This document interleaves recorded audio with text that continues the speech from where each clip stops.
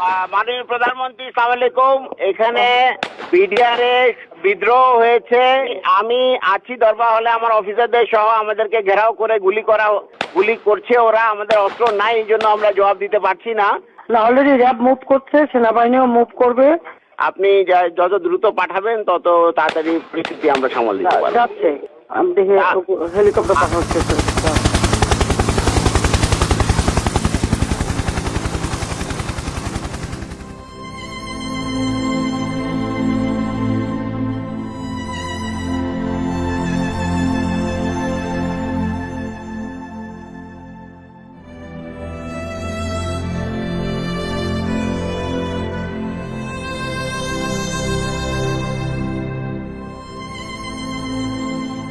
25শে ফেব্রুয়ারি 2009, সেদিন আনুমানিক সকাল 9টায় আমি ফোন কল পাই পিলখানা থেকে, এবং তখন সেই ফোন কলের মাধ্যমেই জানতে পারি যে পিলখানাতে আমাদের সামরিক অফিসাররা আক্রান্ত হয়েছেন।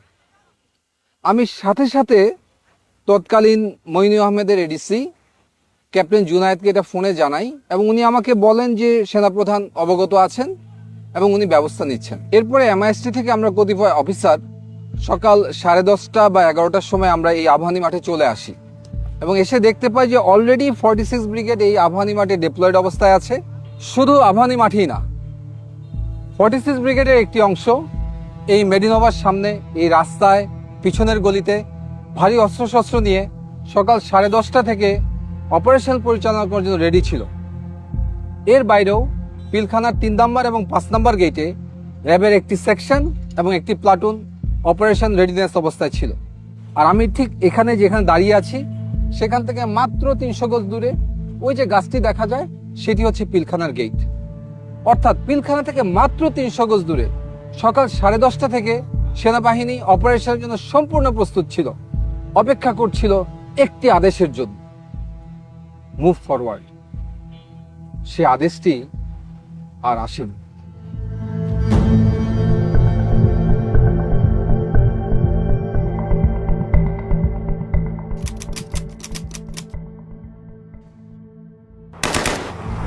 আমাদের কাছে সর্বোচ্চ অস্ত্রটাই ছিল হচ্ছে 12 বোরের শর্টগানগুলো। তো সেই হিসেবে আমরা শর্টগান ফায়ার করে আমরা গেটের দিকে এগিয়ে যেতে থাকি, এবং একটু পরেই আমরা নিউ মার্কেট গেটটা দখল করি।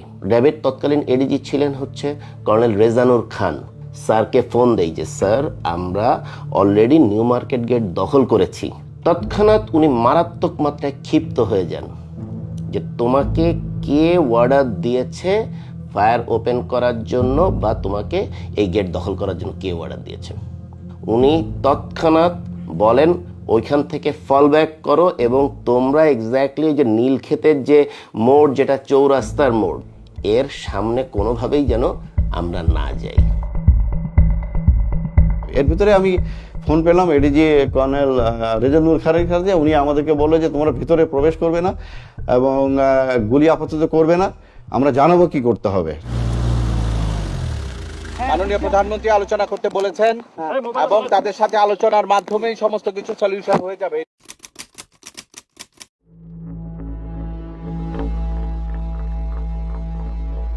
আনুমানিক বেলা 12টার দিকে আমরা দেখতে পাই 3-4 জন লোক সাদা পতাকা হাতে নিয়ে পিলখানার দিকে এগিয়ে যাচ্ছে, এবং তারা যখন পিলখানার দিকে অ্যাপ্রোচ করলেন হঠাৎ করে আচানকভাবে গুলি বন্ধ হয়ে গেল।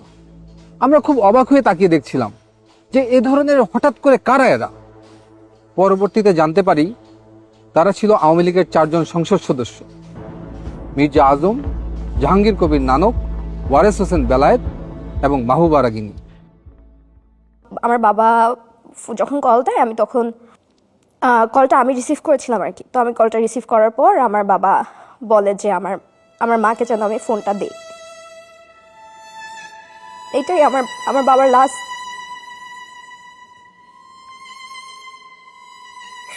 এরপর আর কোনোদিন আমি আমার বাবার ভয়েস শুনি নাই।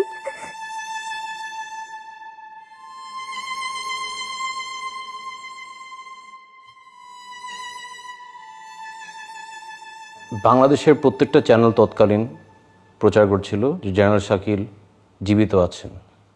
শুধু একমাত্র দেখি এনডিটিভি বা ইন্ডিয়ান একটা চ্যানেল প্রচার করলেন সকাল সকাল যে general Shakil has been assassinated. কোনো সন্তান তো এই সংবাদ বিশ্বাস করতে যাবে না। এত তাড়াতাড়ি সব কিছু হচ্ছিল, কেউ কিছু বলছিল না। আঙ্কেল আন্টিরা ছিল, বলতাম যে আমি বাসায় যাব, ওটার কোনো উত্তর ছিল না। হলে আব্বু আমার সাথে কথা বলবো, কেউ উত্তর দিচ্ছিল না আমাদের।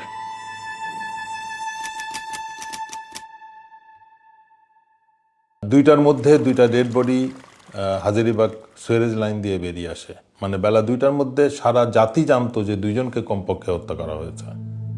এই আবাহনী মাঠে আমাদের গ্রাউন্ড কমান্ডার ছিলেন ব্রিগেডিয়ার হাকিম স্যার। ব্রিগেডিয়ার হাকিম স্যারকে আমরা বারবার প্রশ্ন করি, কখন আমরা ভিতরে যাব, কখন আমাদের ভাইদেরকে উদ্ধার করব, তাদের পরিবারদেরকে উদ্ধার করব।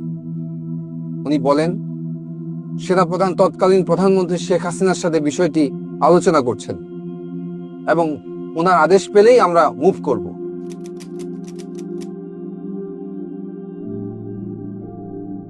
সেই পরিস্থিতিতে আমরা দেখলাম 3টার সময় প্রধানমন্ত্রীর সাথে কিলার 14 জন কিলার মিটিং করে এবং যমুনাতে তারা যায়। যে বিষয়টা আমাদেরকে অবাক করে, কোনো ইন্টেলিজেন্স এজেন্সি বা সরকারি সংস্থা, প্রাইম মিনিস্টারের অফিসিয়াল রেসিডেন্স, SSF, কেউই আমাদেরকে ওই 14 জনের নাম বা ছবি দেয় না। হঠাৎ করে দেখলাম যে একটা টিম সাহারা খাতুনের নেতৃত্বে আইজিপি এবং আরো 2-1জনকে সাথে করে ভেতরে প্রবেশ করলো 25 তারিখে রাত্রেই। পরে সারা খাতুন যখন আসে আমরা ওনার গলার আওয়াজ পাই এবং আমরা মনে করি যে মেবি ফাইনালি উনি আসাতে হয়তো কোনো একটা মিটিগেশন হবে বা কোনো কিছু হবে। কিন্তু দেখলাম যে 10 মিনিট সারা খাতুন মানে কি বক্তৃতা দিলেন টিভি ক্যামেরার সামনে দিয়ে, উনি চলে গেলেন। আমরা লক্ষ্য করলাম যে উনি যখন বের হয়ে আসছে যে শুধুমাত্র ক্যাপ্টেন মাজারের ওয়াইফকে নিয়েছে। ক্যাপ্টেন মাজারের ওয়াইফ ছিল আইজিপি নূর মোহাম্মদের মেয়ে, যেহেতু আইজিপি নিজেই ছিলেন ভিতরে। বাকি যে কয়টা ফ্যামিলি উনি এনেছিলেন এরা সবাই ছিল ওই বিদ্রোহীদের ফ্যামিলি, যারা এই ডিএডি বিদ্রোহ করেছে অন্যান্য সকলের সাথে, তাদের পরিবারকে উনি বের করে নিয়ে আসলেন। এভাবে কিন্তু আপনার 25 তারিখ শেষ হয়ে গেল, আমরা কিছু করতে পারলাম না। আমরা সব দাঁড়িয়ে দাঁড়িয়ে একটা মানে আমি বলবো আমরা তামাশা দেখছিলাম।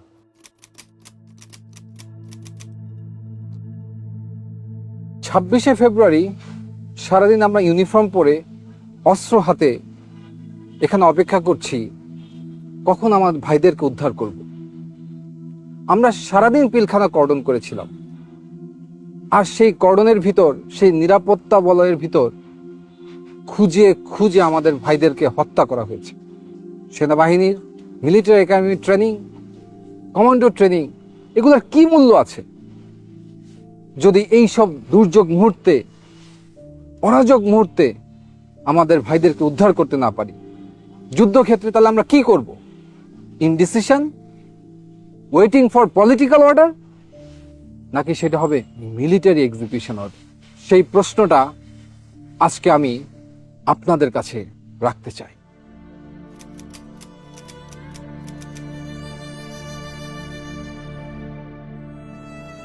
সাতাশ তারিখ আমরা যখন পিলখানায় ঢুকি, সে এক অন্য পিলখানা, চারিদিকে ধ্বংসযজ্ঞ, গুলির ছাপ, রক্তের ছাপ। আমাদের ভাইগুলোর লাশ আমরা গণকবর ম্যানহোল থেকে উদ্ধার করি। লাশগুলো ছিল বিকৃত।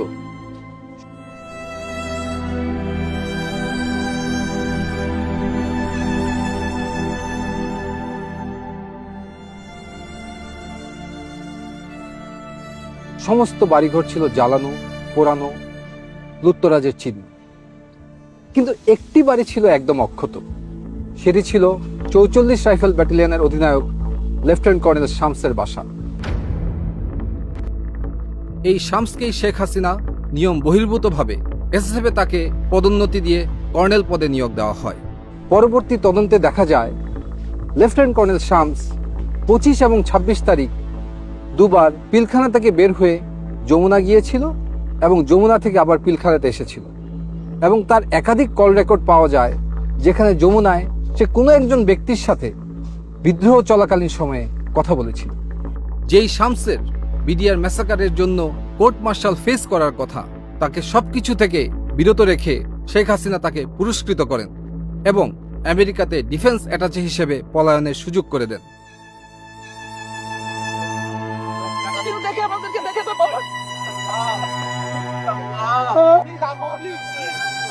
ঠিক আছে, তুমি ওখানে বসো।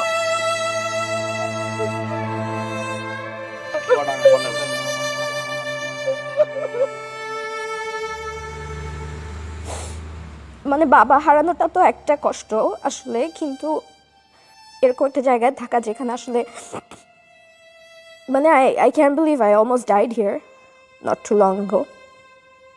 মানে এখন যে বেঁচে আছি এটাই তো মানে এটাই অনেক অবাক লাগে আর কি।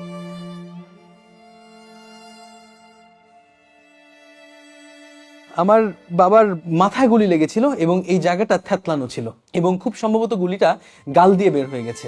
আমি চাইবো না যেন কিনা আমার সবচেয়ে খারাপ শত্রু কখনো তার বাবাকে এইভাবে দেখুক, কখনো না। মাঝে মাঝে নিজেকে বলতাম, আল্লাহ এটা একটা দুঃস্বপ্ন, কেন জানি দরজা খুললে মনে হয় বাবা আম্মু চলে আসবে। এই দুঃস্বপ্ন থেকে আর উঠতে পারলাম না। সেদিন সার্চ অ্যান্ড রেস্কিউ টিমে যারা ভিতরে ঢুকেছিল তাদের ভিতরে একজন ছিল ক্যাপ্টেন শাহনাজ।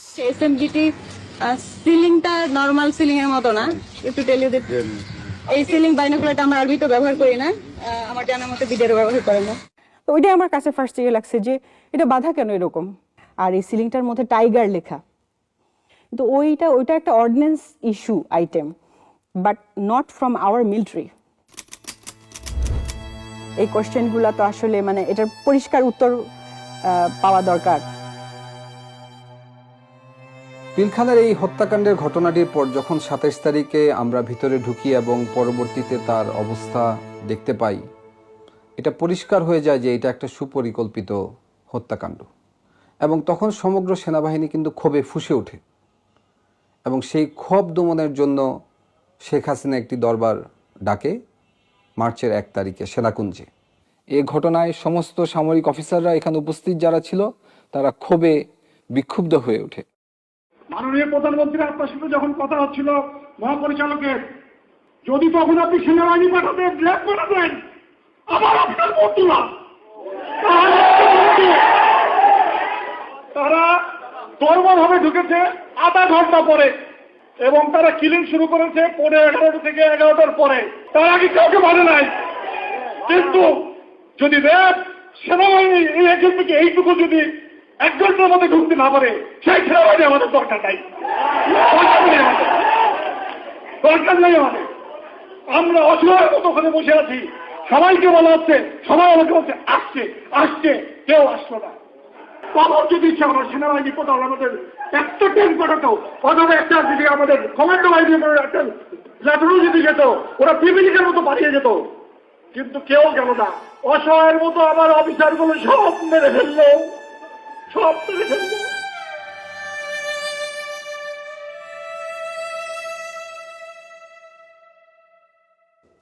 এর 7 দিনের মাথায় আমাকে 30 রাইফেল ব্যাটালিয়ন খাগড়াছড়িতে পোস্টিং দেওয়া হয় এবং সেইখানে তদন্ত কার্য সম্পন্ন করতে বলা হয়। আমি যখন তদন্ত শুরু করি এবং তখন দেখতে পাই যে ভারতের বিএসএফ এর বর্ডার পোস্ট থেকে বাংলাদেশের সমস্ত বিওপিগুলোতে উস্কানিমূলক মেসেজ দেওয়া হয়েছে এবং সেই মেসেজের সারমর্ম ছিল যে বাংলাদেশের বিডিআর সৈনিকরা যেন বিদ্রোহ করে, তাদেরকে সেনাবাহিনী হত্যা করতে আসছে এবং তারা যেন অস্ত্র ধরে। এবং দুঃখজনক হলো সত্য যে আমাদের বিডিআরের সৈনিকরা সেই ট্র্যাপে পড়েছিল এবং 26 এবং 27 তারিখে ভারতীয় উস্কানিতে তারা সমস্ত বিওপিগুলোতে বিদ্রোহ করে। তদন্ত শুরু হওয়ার সাথে সাথে আমরা বুঝতে পারি যে এটা কোনো বিদ্রোহ না, এটার সাথে রাজনৈতিক সম্পৃক্ততা আছে, এমনকি সরকার প্রধানও এটার সাথে জড়িত হওয়ার অনেক সিমটম আমরা দেখতে পাচ্ছিলাম। আমার এই অনুসন্ধান রিপোর্ট যখন আমি আমার সেক্টর হেডকোয়ার্টার এবং ঊর্ধ্বতন কর্মকর্তাদেরকে প্রেরণ করি, তার 7 দিনের মাথায় আমার পোস্টিং হয়ে যায়। আমাকে ঢাকায় পিলখানা সদর দপ্তরে তদন্ত কার্যক্রমের সমন্বয় কর্মকর্তা হিসেবে নিয়োগ দেওয়া হয় এবং আমাকে ঢাকায় অনতিবিলম্বে চলে আসতে বলা হয়। সে সময় বাংলাদেশের বেশ কয়েকটি সংস্থা তদন্ত করছিল, তার ভিতরে জাতীয় তদন্তকারী সংস্থা হিসেবে একটি সমন্বিত টিম গঠিত ছিল, সেনাবাহিনীর একটি তদন্ত সংস্থা ছিল, এছাড়াও পুলিশ কর্তৃক ডিবির মনিরুল ইসলাম এবং আবুল কাহার আকন্দ, ওনাদের দুজনের নেতৃত্বে একটি তদন্ত কার্যক্রম সংঘটিত হচ্ছিল। এর বাইরেও পিলখানা হেডকোয়ার্টারে রাইফেল সিকিউরিটি ইউনিট যেটাকে বলে, সেখানে পিলখানার আভ্যন্তরীণ একটি তদন্ত কার্যক্রম চলমান ছিল। তার নেতৃত্ব দিচ্ছিলেন তৎকালীন রাইফেল সিকিউরিটি ইউনিটের সিও লেফটেন্যান্ট কর্নেল আজিজ। এবং আমি খুব অবাক হয়ে লক্ষ্য করি যে র্যাব কর্তৃক সবচেয়ে বেশি তথ্য উপাত্ত সংগ্রহ করা হয়েছিল, কিন্তু কোনো এক অজানা কারণে র্যাবকে সেই তদন্ত থেকে সরিয়ে দেওয়া হয়। এই র্যাবের টিম যারা ছিল, টাস্কফোর্স ইন্টেলিজেন্স টিম যেটা ছিল, ওদের তরফ থেকে কিছু তথ্য আসে এবং ওইগুলো নিয়ে আমরা কাজ শুরু করি। তখন মোটামুটি স্পষ্ট হয়ে যায় যে এটা কোনো বিদ্রোহ না, এটা রীতিমতো পরিকল্পিত হত্যাকাণ্ড। এই হত্যাকাণ্ডের ষড়যন্ত্র 2007 সাল থেকে শুরু হয়েছে। এটা শুধু একদিনের ঘটনা নয়। 2007 সালে সর্বপ্রথম ব্যারিস্টার ফজলেনুর তাপসের কাছে বিডিআরের একদল সৈনিক যায় এবং সেখান থেকে এই ষড়যন্ত্র শুরু। পরবর্তীতে বিভিন্ন পর্যায়ে ব্যারিস্টার শেখ ফজলেনুর তাপস, জাহাঙ্গীর কবির নানক, মির্জা আজম, শেখ সেলিম, লেদার লিটন, আওয়ামী লীগ নেতা তোরাব আলী, তারা বিভিন্ন সময় বিডিআর সৈনিকদের সাথে মিটিং করে এবং কিভাবে এটা এক্সিকিউশন করা হবে সেই ব্যাপারে তারা পরিকল্পনা করে। শেখ ফজলেনুর তাপস 2007-08 সালে প্রতি জুম্মার নামাজ উনি বিডিআর মসজিদে পড়তেন এবং নামাজ পরবর্তী সময়ে উনি বিডিআর সৈনিকদের সাথে ঘণ্টাখানেক মিটিং করতেন এবং এ পরিকল্পনার নেতৃত্ব দিতেন সাবেক বিডিআর সদস্য তোরাব আলী এবং তার ছেলে লেদার লিটন। দুজন রাজসাক্ষী ছিলেন বিডিআর মসজিদের পেশ ইমাম, এছাড়াও বিডিআর একজন সৈনিক। পেশ ইমাম সাহেব উনি সুস্পষ্টভাবে ব্যারিস্টার তাপসের কথা উল্লেখ করেছিলেন এবং আরও কিছু রাজনৈতিক ব্যক্তিবর্গের কথা উল্লেখ করেছিলেন যারা বিভিন্ন সময় বিডিআর মসজিদের ভিতরে মিটিং করতে উনি দেখেছেন। কিছু কিছু কথা তিনি ওভারহিয়ারও করেছেন। পেশ ইমাম সাহেবকে আবুল কাহার আকন ডেকে নিয়ে যায় জিজ্ঞাসাবাদের জন্য এবং পরবর্তীতে উনি জীবিত আর ফিরে আসেননি। আমার আব্বুকে এটা বলা হয় যে আপনার ভারপ্রাপ্ত থেকে আপনাকে পার্মানেন্ট পেশ ইমাম করা হবে। শুধু এই যে স্টেটমেন্টটা লিখিত যেটা সরকার থেকে দেওয়া হয়েছে সেই স্টেটমেন্টটা দিতে বলা হয়েছে।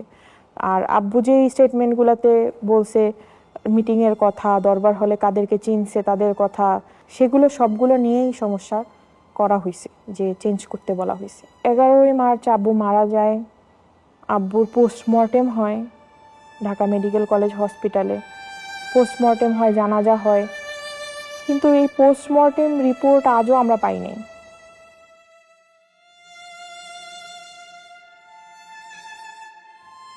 আর বিডিআরের যে সৈনিক রাজসাক্ষী দিয়েছিল তার লাশ পাওয়া যায় গলায় ফাঁস দেওয়া অবস্থায়। ছবিতে এবং ভিডিওতে দেখা যায় যে মৃতদেহর পা মাটিতে লেগে আছে, যা কোনোভাবেই একটি ফাঁসির সাথে সঙ্গতপূর্ণ নয়। সবচেয়ে দুঃখজনক বিষয় হচ্ছে এই সাক্ষীরা সরকারি হেফাজতে ছিলেন। সরকারি হেফাজতে থাকা অবস্থায় এ ধরনের একটি রহস্যময় হত্যাকাণ্ড কিভাবে সংঘটিত হলো সেটিরও কোনো তদন্ত সে সময় করতে দেওয়া হয়নি, যাতে জাতির সামনে আসল সত্য কখনোই উন্মোচিত না হয়। যে 2008 সালের শেষের দিকে বাংলাদেশের সমস্ত ডিএডি এবং 2009 সালের প্রথম দিকে সমস্ত ডিএডি এই ষড়যন্ত্রে সামিল হয়েছিল এবং তারা শেখ ফজলেনুর তাপস, জাহাঙ্গীর কবির নানকের সাথে 22শে ফেব্রুয়ারি দেখা করেন। এর পূর্বে বিডিআরের একটি গ্রুপ আওয়ামী লীগের শেখ সেলিমের বাসায় দেখা করে, যার নেতৃত্ব দেন ডিএডি হাবিব। কিভাবে লাশ সরানো হবে সে ব্যাপারেও তারা বিস্তারিত আলাপ আলোচনা করেছেন। আর এই সমস্ত কিছু রিপোর্টে আমি সংশ্লিষ্ট করে যখন তৎকালীন প্রধানমন্ত্রী শেখ হাসিনার কাছে উপস্থাপন করা হয়, উনি খুব ক্ষুব্ধ হন এবং ফাইলটি উনি ছুঁড়ে ফেলে দেন। জেনারেল মইনুলকে বলেন, হোয়াট ওয়াজ দ্য অর্ডার? এই ঘটনার পর সভাপতি জেনারেল মইনুল খুব ক্ষুব্ধ হন। উনি আমাকে সরাসরি মনিরুল ইসলাম এবং আবুল কাহার আকন্দের রিপোর্টকে ফলো করতে বলেন এবং আমাকে 5 দিন সময় দেন। আমি 5 দিন পরে সেই একই রিপোর্ট তাকে আমি প্রদান করি। উনি আমাকে দিকে তাকিয়ে জিজ্ঞেস করেন, হোয়াই?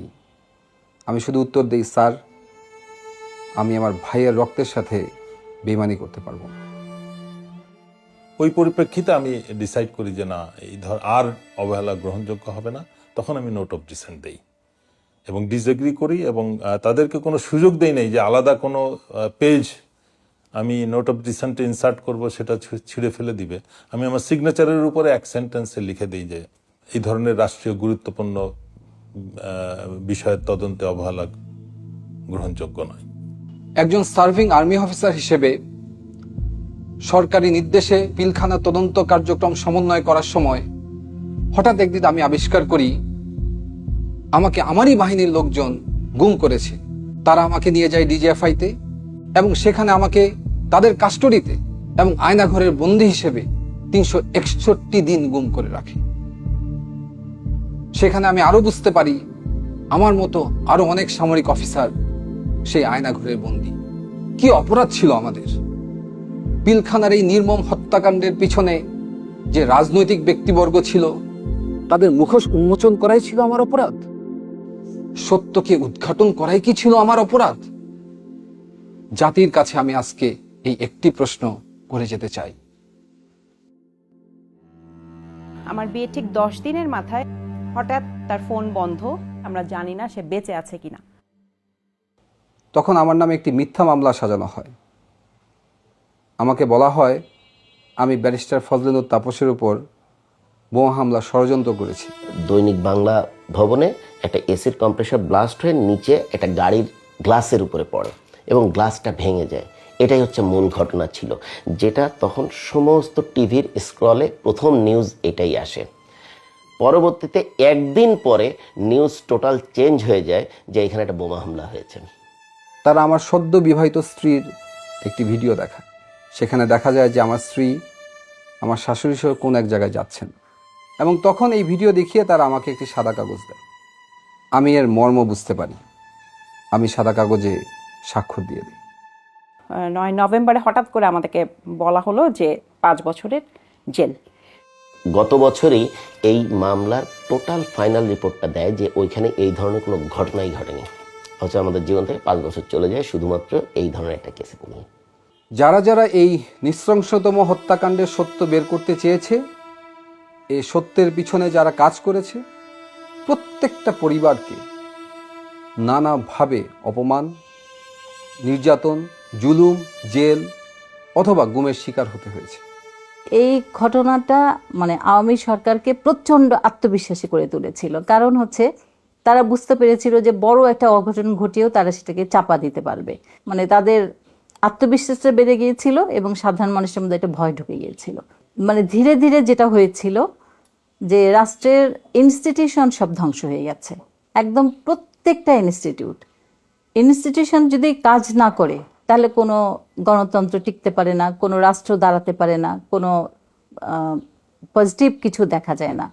বিশেষ করে ইলেকশনগুলা, তো ইনস্টিটিউশনগুলা ধীরে ধীরে আওয়ামী গভর্নমেন্ট মানে ইচ্ছাকৃতভাবে ধ্বংস করেছে, যাতে করে কোনো কিছু বাংলাদেশের ভবিষ্যৎ না থাকে। এবং আমার মনে হয় এতে উদ্দেশ্যটা ছিল অন্য রাষ্ট্রকে সাপোর্ট দেয়া, যাতে হচ্ছে সেই রাষ্ট্রটার একটা করদরাজ্য হয়ে আমরা টিকে থাকি।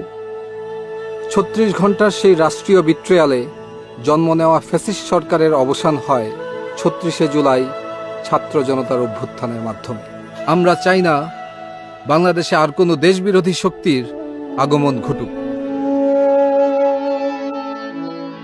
কতটুকু অশ্রু গড়ালে হৃদয় জলে সিক্ত, কত প্রদীপ শিখা জ্বালালে জীবন আলোয় উদ্দীপ্ত, কত ব্যথা বুকে চাপালে তাকে বলি আমি ধৈর্য।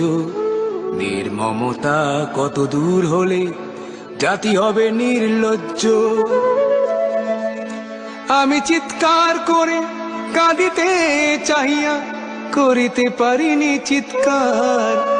আমি চিৎকার করে কাঁদিতে চাহিয়া করিতে পারিনি চিৎকার। বুকের ব্যথা বুকে চাপায়ে নিজেকে দিয়েছি ধিক্কার। কতটুকু অশ্রু গড়ালে হৃদয় জলে সিক্ত, কত প্রদীপ শিখা জ্বালালে জীবন আলোয় উদ্দীপ্ত, কত ব্যথা বুকে চাপালে তাকে বলি আমি ধৈর্য। নির্মমতা কত দূর হলে জাতি হবে নির্লজ্জ।